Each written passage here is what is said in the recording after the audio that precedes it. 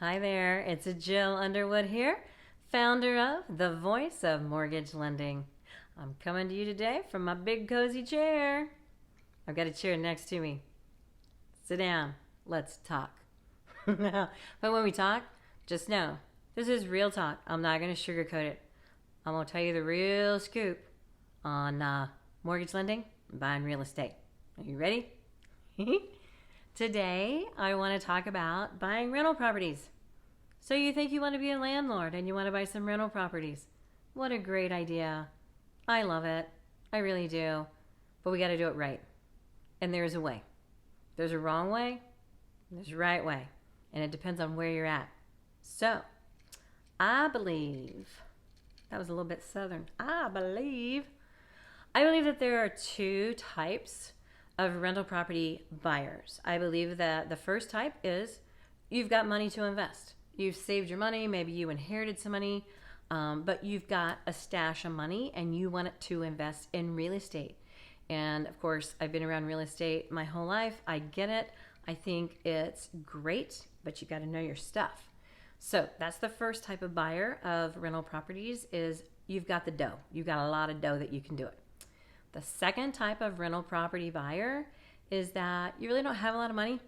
You're pretty young. You don't have a lot of money, but you know that buying, or you've been taught that investing in real estate is a good gig. So let's break that down. Buyer number one, you've got a lot of money to invest. So here's the deal.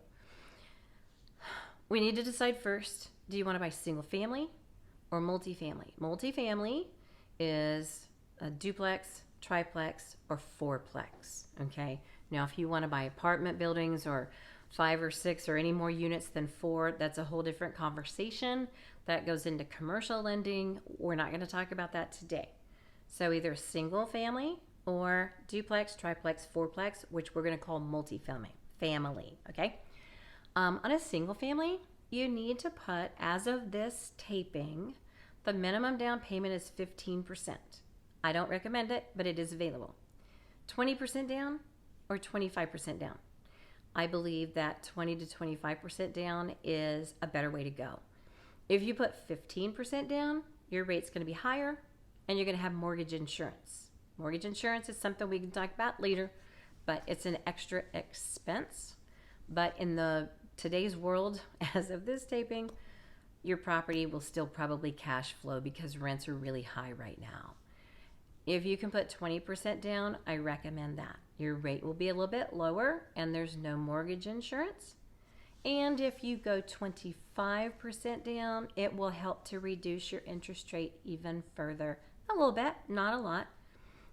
What I generally do is I will run the numbers for you. I will show you the scenarios so that you can see the breakdown of each one of those. Okay? Now, let's take that to the next level.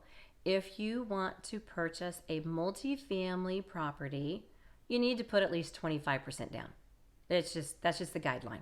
As of this taping, that's the guideline. 25% down if you want to buy a 2, 3, or 4 family. Okay? But buying real estate in the right place with the right research done, you do need to research your markets. You do need to research neighborhoods. And I highly recommend that you have a great buyer's agent to help you do that. There's a lot of real estate agents that I know who are real savvy at helping their investors to purchase properties that cash flow, that will have appreciation.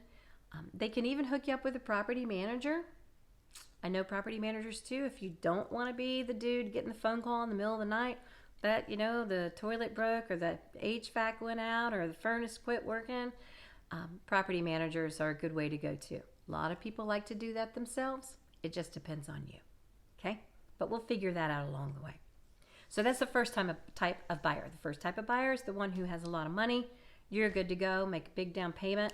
Pa-pow. Okay? The second type of buyer is you're maybe young and you know that investing in real estate is good. You don't have a lot of money yet, but that's okay. Here's the plan on that. Now it's work. Bear with me. And you've got to have the mindset to do this. I think it generally will work better when you're single, no dependents. but don't. I'm not profiling, okay? I'm not profiling at all.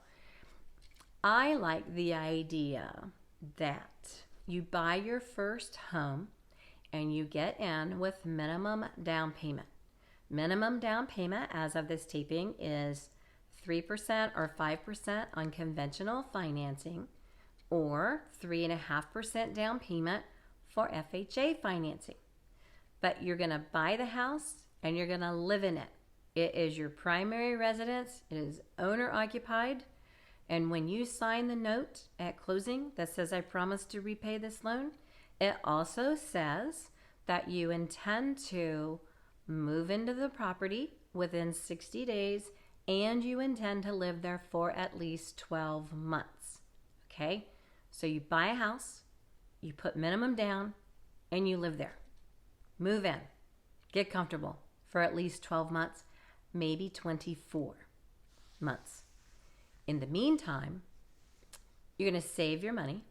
You're going to keep your job. You're going to save your money. You're going to pay your bills on time. Keep your credit score up. And then in 12 to 24 months, whatever your timeline is, then you will get with your real estate agent again and you'll go find the next house. And you're going to move. You're going to move into that house and you're going to keep this one and rent it out to a tenant, right? So now you get to buy the next house, minimum down payment. You're going to move in and you're going to live there. Get comfortable. You're going to live there. And don't be sugarcoating this, man. Don't be like, oh, I'm just going to live here 6 months, or, oh, I'm not really going to move in. No, don't do any of that, because you know what? We will figure that out. So you actually live there. You move in, you live there. It's your primary residence. Go ahead and have your mail delivered, okay? And if you just keep that cycle going, is it a pain to move every 18 to 24 months? Maybe. But if you do that and do it 3 or 4 times, now you've got an extra stream of income from your rental properties, and you bought them all owner occupied with minimum down. You pay down your loans, you watch them appreciate. Over time, we'll refinance the loans, we'll put you on 15-year terms, that way they pay off sooner. And if you have the discipline, and it does take discipline, because I'm one of those that when I move in a house, man, I want to stay. I want to paint the walls. I want to hang up my art. I want to get comfortable. I want to throw down rugs and pillows and have parties in the whole 9 yards. And if you plan to move in 12 to 18 to 24 months, you might not be decorating as much as I like to decorate. So you've got to have the right personality type to do it. That's just me. That's just me. But it's not a bad idea, right? I mean, think it through. Let's talk about it. Again, let me know your feedback. Let's talk about where you are in life. What life cycle are you in? Because if you've got teeny tiny babies, that might not be the best way to do it. But let's look at another way or come up with another game plan. Does that make sense? I hope so. Thank you so much for watching another episode from me, Jill Underwood, founder of The Voice of Mortgage Lending. If you have any questions, feel free to reach out to me. I'm here to help. Thank you so much. Take care and make it a fabulous day.